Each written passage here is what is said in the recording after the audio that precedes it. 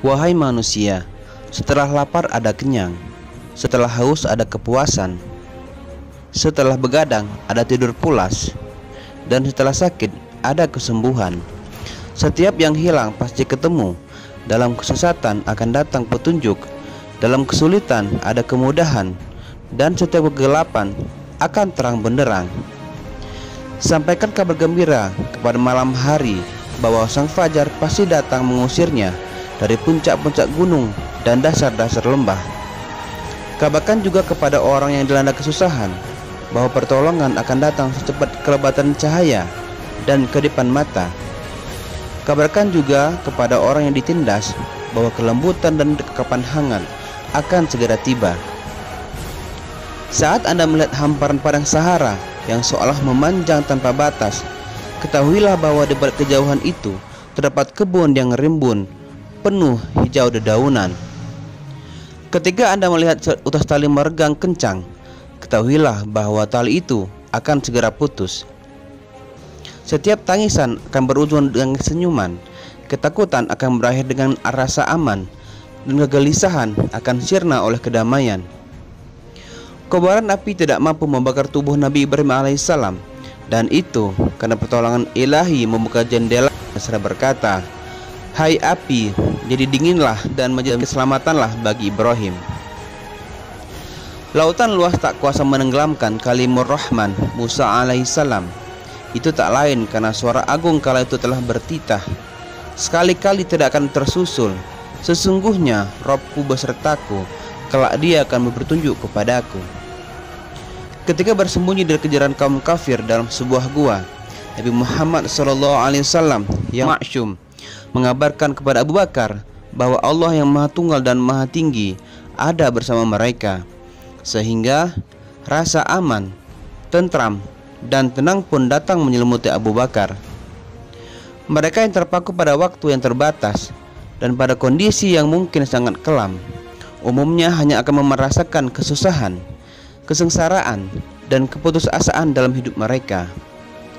Itu karena mereka hanya menatap dinding-dinding kamar dan pintu-pintu rumah mereka, padahal mereka seharusnya menembuskan pandangan sampai ke belakang tabir dan berpikir lebih jauh tentang hal-hal yang berada di luar pagar rumahnya.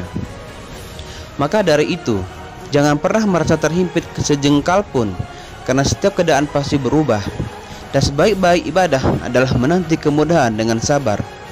Betapapun, hari demi hari akan terus bergulir, tahun demi tahun akan selalu berganti, malam demi malam pun datang silih berganti.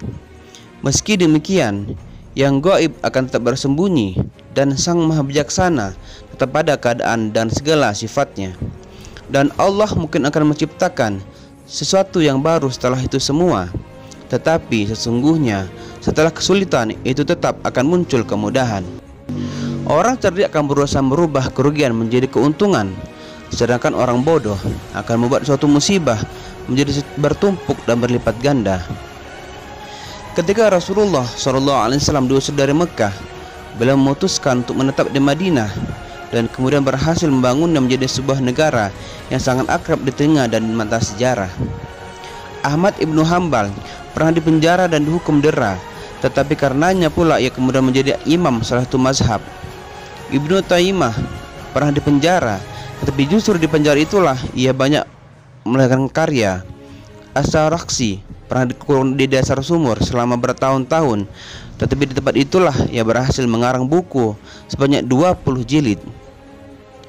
Ketika Ibnu Athir dipecat dari jabatannya, ia berhasil menyelesaikan karya besarnya yang berjudul Jami'ul Usul dan An-Nihayah, salah satu buku paling terkenal dalam hadis. Demikian halnya dengan Ibnul Jauzi, ia pernah diasingkan dari Baghdad dan karena itu ia menguasai qiraah sab'ah. Malik bin Arabi adalah penderita suatu penyakit yang mematikan, namun ia mampu melahirkan syair-syair yang sangat indah dan tak kalah dengan karya-karya para penyair besar zaman Abbasiyah. Lalu ketika semua anak Az-Zuaib Al-Huzali mati meninggalkannya seorang diri, ia justru mampu menciptakan nyanyian-nyanyian puitis yang mampu membekam mulut zaman, membuat setiap pendengarnya tersihir memaksa sejarah untuk selalu bertepuk tangan saat mendengarnya kembali. Begitulah, setiap tertimpa suatu musibah, Anda harus melihat sisi yang paling terang darinya. Ketika seseorang memberi Anda segelas air lemon, Anda perlu menambah sesendok gula ke dalamnya. Ketika mendapat hadiah seekor ular dari orang, ambil saja kulitnya yang mahal dan tinggalkan bagian tubuhnya yang lain. Ketika disengat kalajengking, ketahuilah bahwa sengatan itu sebenarnya memberikan kekebalan pada tubuh Anda dari bahaya bisa ular. Kendalikan diri Anda dalam berbagai kesulitan yang Anda hadapi. Dengan begitu, Anda akan dapat mempersembahkan bunga mawar dan melati yang harum kepada kami. Sebelum terjadi revolusi besar di Prancis, konon negara itu pernah memenjara dua sastrawan terkenalnya.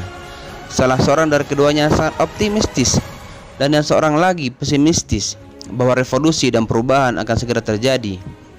Setiap hari keduanya sama-sama melongokkan kepala melalui sela-sela jeruji penjara.